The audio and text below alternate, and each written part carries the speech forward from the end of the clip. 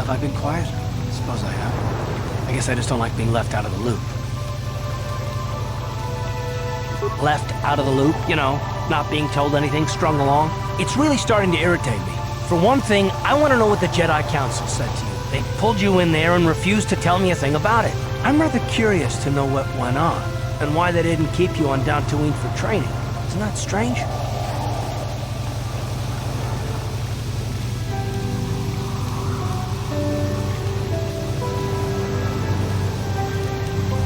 And why is that? You were a great help on Terrace, but why would they keep you with us? Don't they have to train you? A bond? What kind of bond? You mean to say that they told you that you were tied to Bastila in some way? I have trouble believing that. You're a neophyte Padawan who's been saddled with the responsibility of tracking down these star maps.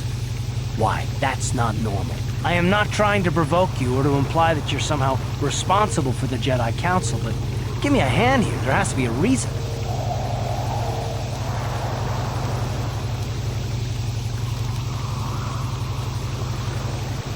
No, I didn't mean that you weren't wanted or that I want to go. It's just... Damn it. Well, I'll tell you this much. I'm not going to wait around until I'm betrayed again.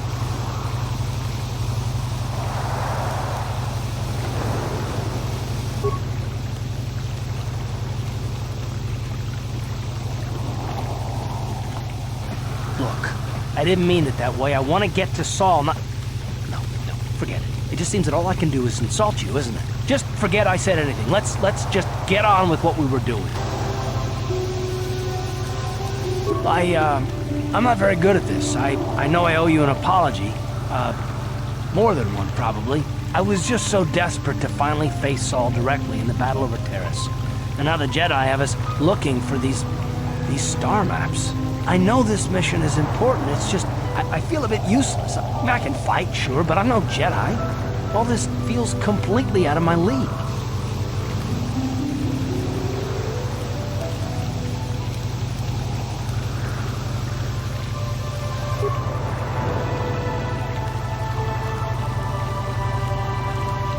I just hate not knowing what's going on and feeling this helpless. But I shouldn't have taken that out on you.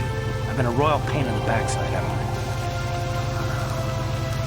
No, I do worry about it. I've traveled the lanes more than once. I should know better than this. So, I'm sorry. Will you accept my apology? Done. Let's get underway then, shall we, partner?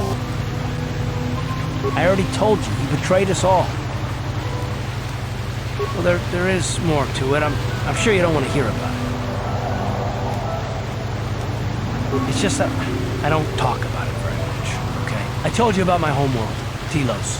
4 years ago, Saul led the Sith fleet there and demanded its surrender. The planet refused, and Saul proceeded to devastate its entire surface. Millions died. I had a wife and a son on Telos. Thought they would be safe there. My task force arrived too late to be of much help. We didn't have enough medical supplies. The colony was burning and the dying were everywhere. I remember holding my wife and screaming for the medics, but they didn't come in time.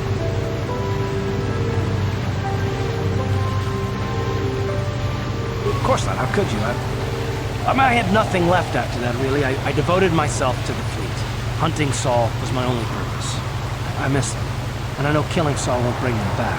And it won't make me happy again, but I have to do it. I don't expect you to understand, but I have to pay him back for what he's done. I have to. It's all I have left. She had courage, and she was stubborn. Could never talk her out of anything when she put her mind to it. And she hated it when I signed back onto the fleet at the start of the war. Now I had planned on leaving soon, to join her. His name was Dustil, and I don't know what happened to him. The colony was a complete ruin, and we never found any trace of him. I made inquiries and followed the reports from Telos for years, but I stopped. Anyway, I hope that answers your questions. Let's continue with what we were doing. Yes, I suppose I can understand your curiosity, given the bond that connects us. Very well. I'll tell you a bit about myself. I was found to be strong with the Force at a young age, as most Padawans are. As a girl, I was given to the Order to be trained. When I joined the Order, I left my family on Talravan, as all Padawans do. My family's still there, the last that I heard. I've had little contact with them, as as it is discouraged. Relationships with family members are fraught with powerful emotions. Such extremes are to be avoided. Anger and hate are the worst, but even love can lead to folly.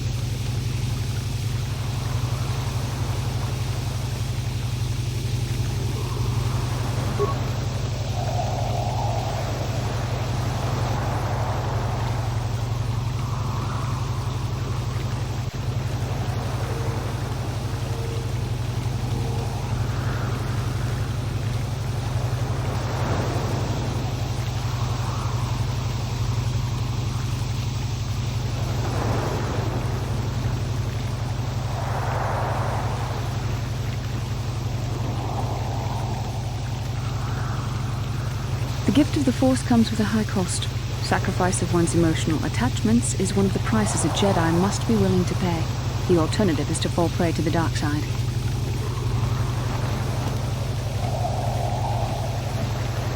Like all who join the Order, I've learned to embrace the life I've chosen. I had to let go of my attachments to my family. It can be a hard lesson to learn. I was not on good terms with a lot of my family, but I do remember missing my father terribly for a long time.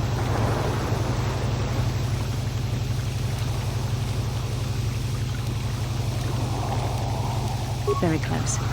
I was only a little girl when I left my family, but I still remember him fondly. He was kind and gentle and doted on me. My mother, however, was different. I was not on good terms with my mother. I was only a little girl when I left, but I was old enough to resent her in the way she treated my father. She pushed my father into treasure hunting. I spent all my young life on ships, traveling from one false lead to the next. She whittled away my father's entire fortune, and I hated her for it. I think she was relieved to give me to the Jedi. My father was heartbroken. A child is too young to understand the sacrifices that must be made. It's better if they have no contact with their family once they're removed. Once I was older, I realized the wisdom of this policy. A Jedi must do what is needed, personal desires notwithstanding. Love can only obscure and confuse the matter.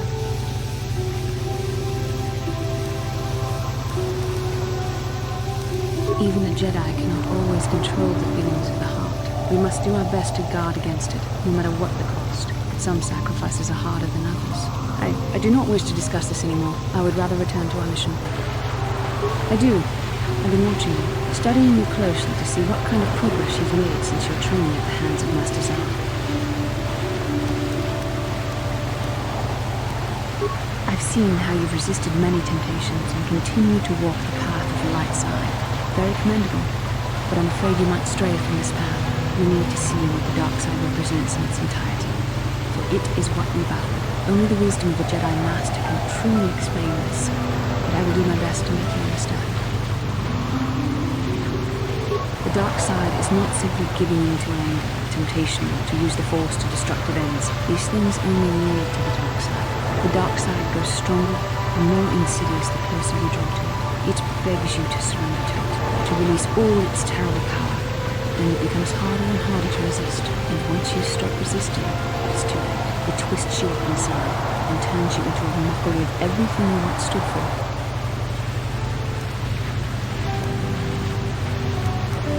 I am no less resistant to temptation than you are. I simply have the benefit of training that you do not. But even the training of the Jedi might not be enough to save us. We need only to look at the atrocities which have been committed by those under its sway to understand the terrible, corrupting evil of the dark side. Millions dead, and far more suffering. What sort of person would you have to become to perform such deeds gladly?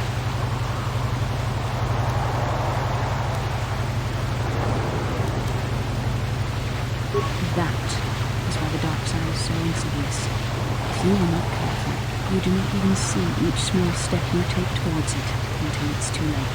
It's so easy to think that we would never fall prey to such a horror, that we have unlimited control, vigilance, and foresight. If only that were true. The Sith have become powerful because there are many Jedi who've succumbed to the lure of the dark side and joined their cause. What greater weapon is there than to turn an enemy to your cause, to use their own knowledge against them? We are weakened while they are strengthened, so we must harden our hearts and do whatever is required to fight against the dark side, even when the battle becomes wearying. I don't know. The vision of our future is clouded by shadows cast from the dark side. But I sense something ominous lurking in those shadows. But words alone cannot save one from the dark side. Come, we should continue with the task at hand. When the time comes, I only hope we are all strong enough to do what we must. I could not accomplish this on my own. I need the aid of others, especially one who is strong in the Force. The bond between us made you a natural choice. Besides, the events on Taris proved that the Force wanted to bring us together for this mission. And there is little left to chance when the Force is involved.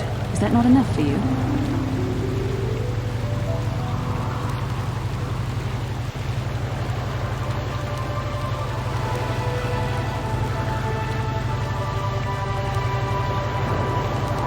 I said we were brought together for our mission, to stop Malak. I hardly think the Force will be pushing us toward a romantic involvement when the fate of the galaxy is at stake. Please try to stay focused. I doubt the Council would approve if they knew we were busy discussing our mutual attraction when we should be saving the galaxy from Malak.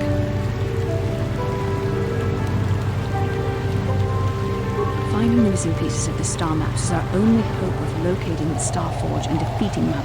The Council explained all this quite clearly.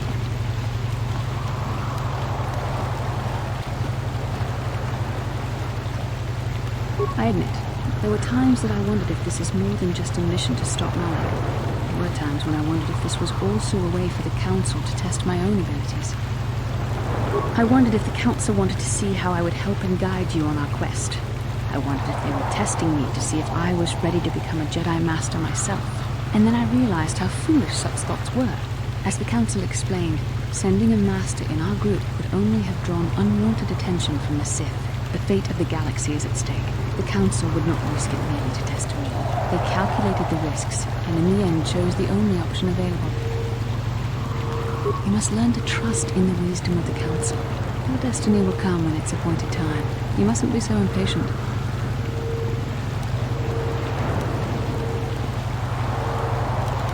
Must you be so frustrating? I admit, I had a moment of foolish pride, but I'm over it. Now I am focused on my true responsibilities. I'm simply trying to help you and complete this mission, and yet you battle me at every turn. Fun? Fun? Driving me insane is your idea of a good time? You are a very odd man. Do you know that? I simply don't know how to deal with you. All I want to do is help you, but you seem determined to drive me mad. I don't know if I should be outraged that you keep joking about serious matters, or if I should be grateful that you can always lighten the mood. Come on, come, let's move on. There's much to be done. I do. I've been trying to come up with the best way to say this for some time, but I suppose I should just come out and say it. The truth is, I have come to depend on you. Not just for the sake of the mission, but for my own sake as well. I'm glad you're with us. You're teasing me. You know very well what I said. Did I? I'm trying to be sincere here. It occurred to me that I may have been too critical of you, too demanding at times. I know my manner can be a bit taciturn. I know you must be getting sick of my lectures about the dark side and everything else. I spent all my years being hounded by my instructors, being told so often how gifted and important I was until I was sick of it. I remember when I was younger, I used to swear that I would never become as self-absorbed and stodgy as the Jedi Masters. It's ironic, really. I suppose not, but I am becoming like that, though it's not easy for me to admit. Being controlled has kept everyone around me at arm's length, even those like yourself who are most in need of my understanding and compassion. Maybe it's time to change that. You deserve to know how much I respect and admire you. I had to tell you how much I care for you. As a friend, of course. Well, it was not nearly so difficult as I feared. Thank you for hearing me out. I feel much better. But enough soul-searching for now. We should probably continue on with our mission.